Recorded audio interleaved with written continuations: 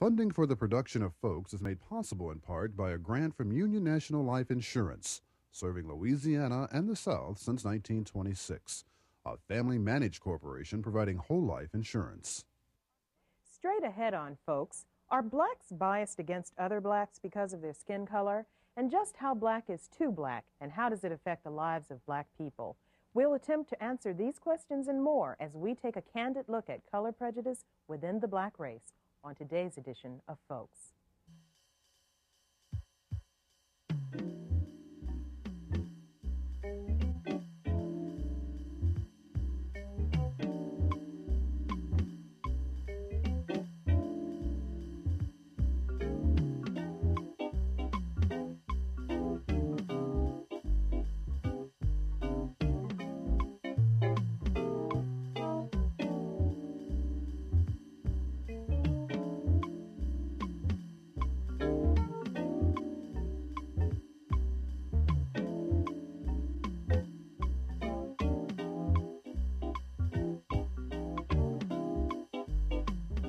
Hello everyone, I'm Sonya Masingale. Welcome to Folks. Today's program deals openly with a very emotional subject. It is a rare black American who has never been exposed to some sort of color bias from members of his own race. Folks used to say, if you're light, you're all right. Brown, stick around. Black, get back. Many a black girl has been sternly warned to think of your children's color when choosing a mate for life. Color struck. You've heard that term before and it's not in the dictionary. But what it usually refers to is a black person who has a strong dislike of his or another black person's features. Why is skin color still so important to American blacks? And how does it affect the lives of those who are considered unacceptably dark or light skinned? Let's take a look at these and other questions about the issue of skin color. Aline St. Julien grew up in New Orleans. She has written an essay that chronicles her coming of age before the Civil Rights Movement and her struggle with color prejudice within the black race. Mother, you'd hear these expressions, birds of a color flock together. Or you tell me who you go with, I tell you who you are. Old people would say, you know, when you're in that social age, you know, put cream in your coffee. What does that mean, put cream in your coffee? That means you marry someone lighter than you. If you had kinky hair like me, you marry somebody with good hair. You know, bad hair people and people without color should marry lighter skinned people and people with straight hair. And even some dark families that I know didn't go out with anybody but light skinned people. You know what I mean? Nobody wanted to be black in those days. I mean, in color. In the days when St. Julien grew up, it was common among so-called Creole families not to identify with other blacks. St. Julien first found out she was black in elementary school. Her essay begins with these words. My mother says I am Creole. My teacher said I am Negro. Some Europeans say I am colored, and others call me nigger. Who am I? Well, the first time race was really an awareness, as far as I'm concerned, was when my mother got this note from the public school system asking her when did she tell us that we were Negroes. And she was very angry. Mama had never told us that we were Negroes. I knew something was wrong because when we went to parades, you know, you'd get pinched and pushed and blacks couldn't go on Canal. On Carnival Day you could go, but you were not comfortable. You know, you felt very fearful because people were mean. If you were standing in the front line of a parade, a policeman would deliberately, you know, run the horse or maybe push you a little harder than somebody else, you know, and you felt all those things. You knew you didn't belong. St. Julien's family objected to her marriage to a darker man. In those days, it was more desirable to marry to create children lighter than yourself. But Mama cautioned me one time. She said, supposing, you know, you have a child that would come out like his sister or brother, and with your hair, what you gonna do? I say, well, that'll be my little nigger. St. Julien has since overcome her struggle with color conflict and confusion and believes that she has instilled a healthy sense of self-esteem in her own children. Her grandchildren are all colors and all know of their heritage. I feel now that we should have a cooperative living, that we should support each other, and we should learn how to love ourselves first. And in so doing, we will be able to love our brothers. You know, no matter how a person looks, no matter what religion he belongs to, what class he belongs to, you know, that we could all come together and support each other economically, morally, in every which way. When Mrs. St. Julien was growing up, and she mentions this in her essays, there was something called a paper bag function. At black social organizations and college campuses around the country, if you approached a function and there was a brown paper bag on the door and your skin color was darker than that paper bag, then you were not welcome there among your own people. But that was a long time ago.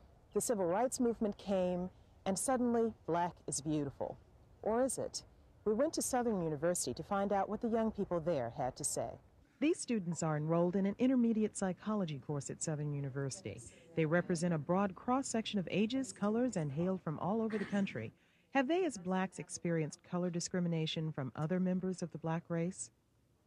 Most people think I discriminate against people who are dark skin color because I'm attracted to light-skinned girls. Why? This is my preference. I like light-skinned girls with long hair and pointed nose. It's my type. And I don't really think there's nothing wrong with that. I mean, everyone should have their own preference. Yes, I have. In day-to-day experiences over the years, it's no way you're going to not feel that someone discriminates against you because of your color, the type of hair you have, the way you look, your features. It's there.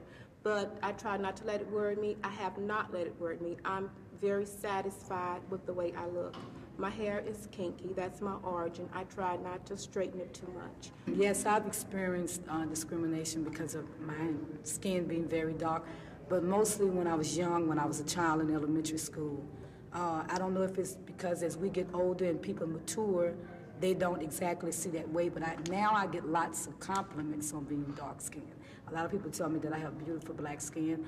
I think it is. I'm not, I don't like have a complex or really into me for being dark, but I like being black. I enjoy it. I look in the mirror and I like what I see. I went to integrated grammar school and I was bused. And my brother and I were the only light-skinned kids on the bus. And I remember running home sometimes. They didn't like me because the whites accepted me more. And that used to really hurt me. And as a child, that's damaging if your own people don't even like you. I never played jump rope with them.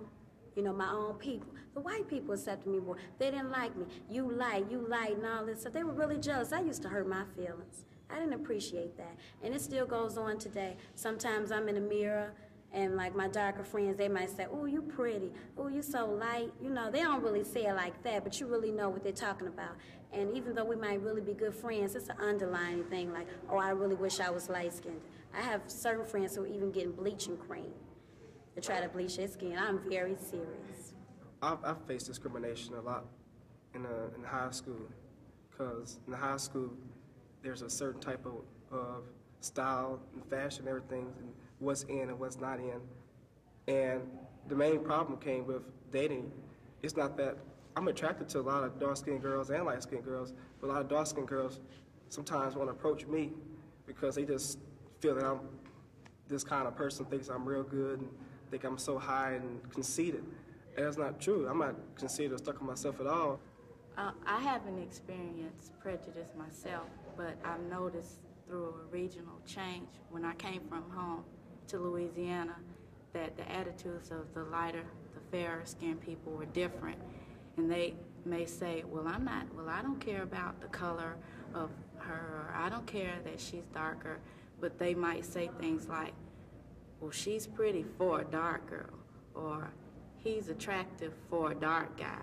And I see that they tend to have friends that are fair, and they all congregate together and go out together. And when they're around a group of black people, all of the lighter people seem to go off on their own and look down upon the other people in the group. In this group, color prejudice has affected individuals that are lighter and darker in skin color. But how important is skin color to them in the scheme of life? And as with St. Julien, are they concerned about the color of their offspring? We can't afford to be prejudiced among each other. We have to come together because the white man still looks upon light black American as being colored and a dark-skinned black person as being colored. And as far as we're concerned, as far as he's concerned, we're all black people, and they feel like we're inferior to them. And it's splitting our society apart. Well, I'm going to really be honest. A lot of people out there are going to be very upset, but I want a light-skinned baby. If it's dark, I'll still love it the same. But it's a lot of advantages out in the white world by being light-skinned. I went for a job interview. It was a lot of blacks. Okay, it's a well-known restaurant. I'll say that. It's a chain across America. I was put in front because I was light-skinned. All the darker blacks are in the back cooking. That is the honest truth. If the baby is dark, if the baby is brown, that is fine. But there are a lot of advantages to being light-skinned, and I want a light-skinned baby. Personally, I think it's like brainwashing. It has a lot to do with the media, okay? Whereas they portray, like, if you light, you're all right. If you brown, you get down. But if you black, like, stay back, And to me, it doesn't matter, what the complexion of a person is. It's what they have inside, And like, far as attractiveness, a person and being pretty, like, you could be an average-looking person, but you could be, like, beautiful inside, and that make you beautiful as a person overall. I don't think that whites accept you any more than they would accept me. Some of them even less because of the color of your skin. The thing about a job opportunity, I think that is an education. If you get the best education that you can, it doesn't matter what color your skin is. If you've got some talent to offer the world, it doesn't matter what color your skin is, you give it. Cicely Tyson, she's not light, but she's and others, I can name so many others. But as far as you being accepted because of your color for as a job, I don't think that was it at all. I just can't see myself having a little dark-skinned child coming to me and saying daddy or something. I just like a light-skinned baby. Why is skin color such an emotional issue, and how can we go about making it a less important factor in our self-esteem? Joining me in the studio today to discuss these questions and more is Dr. Doreen Miller. Dr. Miller is a rehabilitation counselor, faculty member at Southern University, lecturer, workshop facilitator, and she says that she helps to create a motivating climate for her clients. Welcome to Folks. Thank you, Sonya. It's a pleasure to be here. It's a pleasure to have you here. First of all, that was your class that we saw in part of the video portion of our program today. Why is it such an emotional issue among blacks, the skin color issue? I think we're dealing with a need to feel good. There's a basic urge among all human beings to feel good, to feel worthwhile, both emotionally, physically, and mentally. And I think what we were looking at also is the fact that many people who lack awareness about themselves, that's very important in self-esteem, because lack of awareness about oneself creates the feelings that we see. First of all, when people have an erroneous sense of self, and that is generally developed as a result of having negative emotional reactions and accumulation of negative emotional reactions from experiences within the society, then they begin to behave in ways that perpetuate the emotionality that you see as it relates to skin color. Being from Jamaica, is it the same way in the West Indies? I mean, are we still as concerned in the West Indian with the skin color of our children and our mates? I think what you're dealing with in the West Indies is an issue of class. It's a very class-oriented community, and that comes from the colonization by the British. Because in England, you find it's a very strong class system, if not a caste system. In Jamaica, is color as important, or is it more class than color? It's more class than color. It's an issue of class. Okay, because I did some traveling in the West Indies last year, and it didn't seem to matter at all wherever you were. You saw lots of dark brown people on television and living happy lives. It wasn't as much of an issue as it is here. Have you ever had any personal experiences with color bias? I certainly have, and my first experience was in this country. And I'll give you my most profound experience, which happened about 2 or 3 months ago. I was introduced to a gentleman who later asked me out to dinner. And as the evening moved on, he turned and he said to me, "Gee, I've never been out with a dark-skinned woman before. And you're kind of pretty, and you're kind of intelligent." And that repulsed me. I can imagine. It was not a compliment. And immediately, the communication broke down. It took you by surprise. It certainly did. I was not expecting that because I'm not used to that in my country. In this day and age, you would think that it would not be as big an issue as it is. It's one of those dirty little secrets that we keep among ourselves. Does it all boil down to self-esteem? It's purely an issue of self-esteem. And I'll tell you why. As I said earlier, there's a basic need and an urge to feel good about oneself, to feel worthwhile. And when we have an erroneous sense of self, we strive for anything that we can to feel good.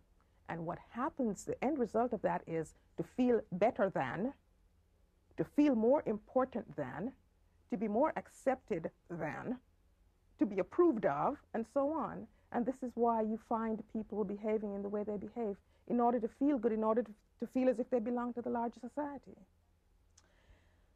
Back in the 60s, during the Black Power movement, for a brief period of time, it was popular to have African features, to wear one's hair in its natural state, whatever that particular state happened to be.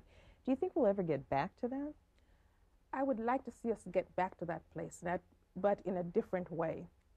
In the 60s, there was a surge in self-worth.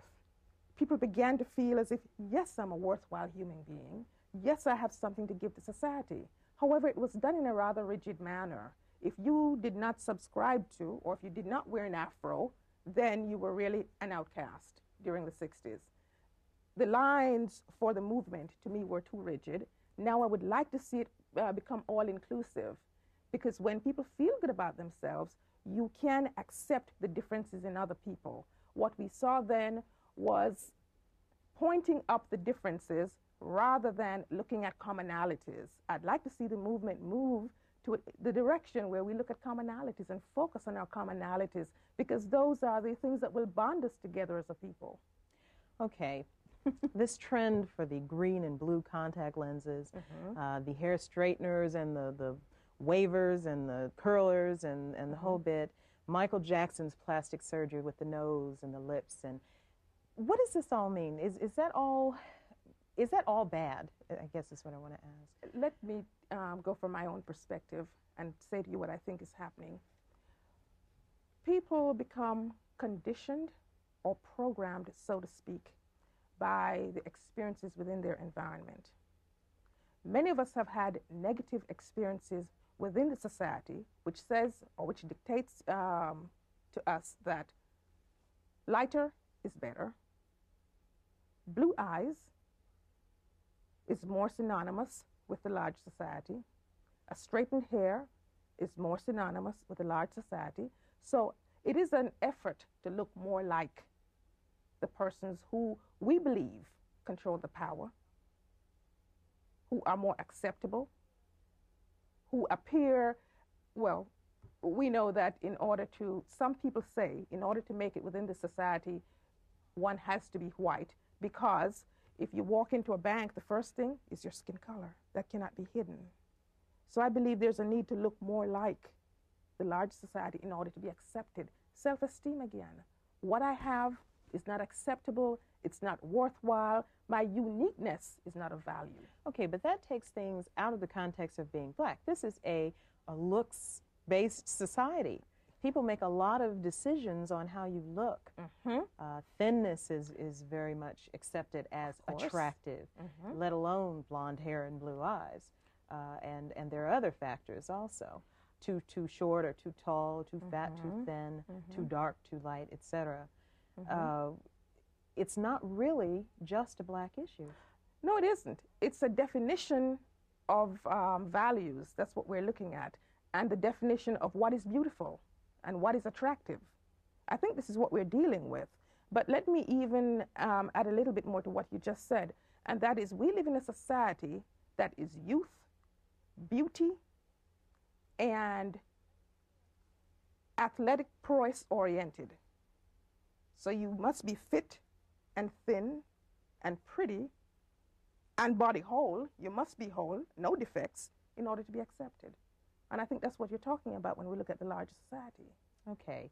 For those of us who are not the societal ideal, how do we go about developing that sense of self-worth? The first thing for me is to begin to live from inside out. And by that I mean to take control of our thoughts, to take control of and understand what our desires are, how they're motivated, what motivates them, our objectives, and then define our parameters for how we see ourselves rather than how other people see us. When we begin to determine or set the parameters for the way we want to be seen, then that will enhance the change that we want to bring about. It sounds easy, but I'm not sure it's going to be that simple when you boil down to it. For example, there have been the studies with the black doll and the white doll, and both black children and white children are shown a black doll and a white doll, and they almost invariably choose the white doll to play with. How do we instill in our children that it's okay to play with the black doll as well? Not that they have to hate the white doll, but that black doll is beauty as well. Yeah, I think what you're really saying is to accept the differences in other people and live with those rather than see them as negative. Now, it's not easy, you're right, to change the negative image that a lot of us have about ourselves. It comes from modeling. Parents subtly model certain low self-esteem behaviors or certain values that black is not worthwhile by some of the statements we make to children. For example, I heard one earlier about putting milk in your coffee. That says something about what parents value in terms of skin color or shades of skin color within the culture. And then at the same time, you're asking your child to be non-preferential when they look at two dolls. That's not easy to do, but it's going to have to come from parents. We are going to have to teach children to value their uniqueness, because there's something special about each individual in that I have certain unique strengths about me that cannot be duplicated by anyone else. They may have similar strengths, but it cannot be expressed in the same way that I would express mine or you would express yours. And I think this is what we're going to have to teach our children about. We're going to have to educate them and at the same time teach them to be pro-black is not necessarily to be anti any other group. Okay. How do we go about building our personal self-esteem? You said to begin to live from the inside out. Go on. Tell me more. One more. Not one more, a few more. Begin to live from the inside out. Operate from using this concept. One, begin to observe, question, and then think about what you see.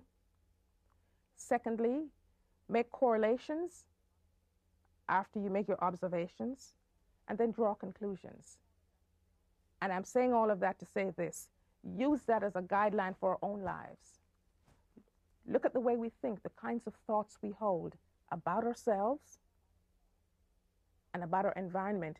And while I'm on thoughts, I have a sense that some of the things that we say to ourselves, for example, I'm no good, I'm not worthwhile, I'm not as good as, and even more denigrating than that, we would be afraid to say to other individuals. for fear they'd punch us in our mouths for saying those things. So the point is, watch our own thoughts, the messages that we send to ourselves, the affirmations that we give ourselves. Because every day we affirm and we make negative affirmations.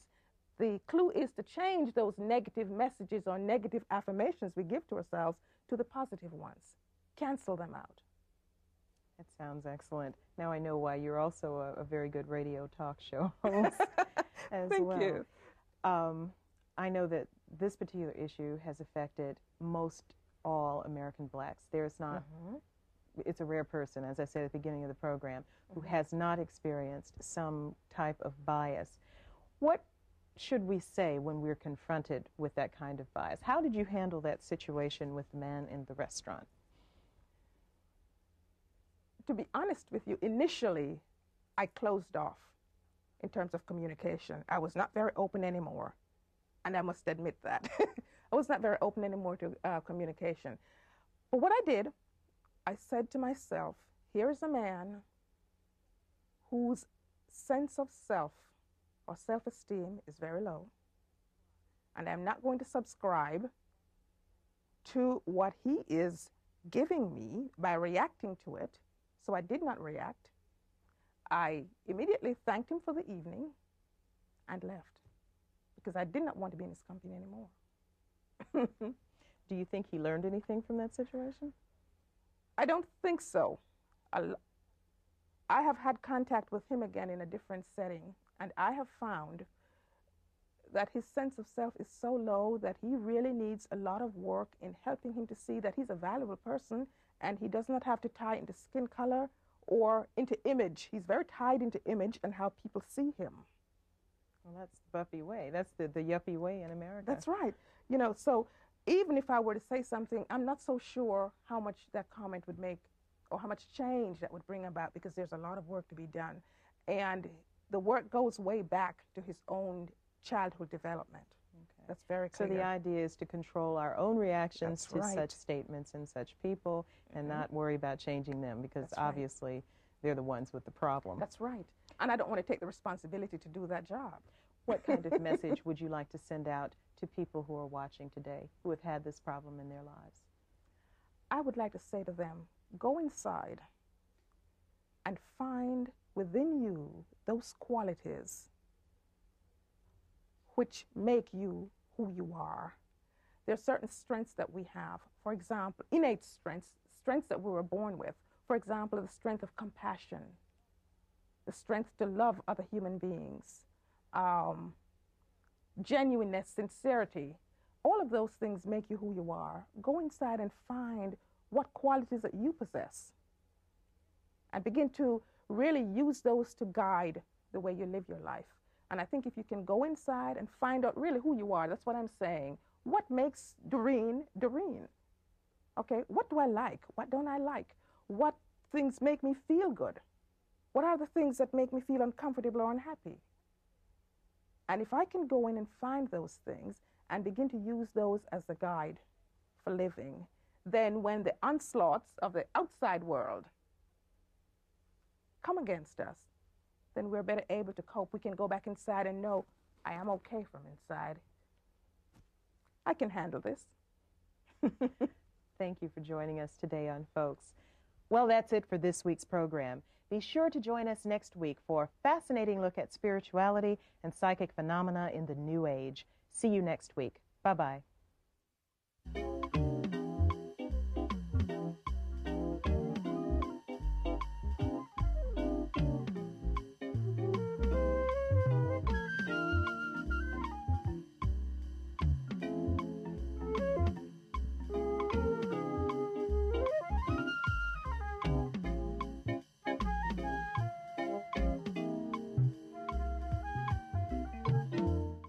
Funding for the production of Folks is made possible in part by a grant from Union National Life Insurance, serving Louisiana and the South since 1926, a family-managed corporation providing whole life insurance.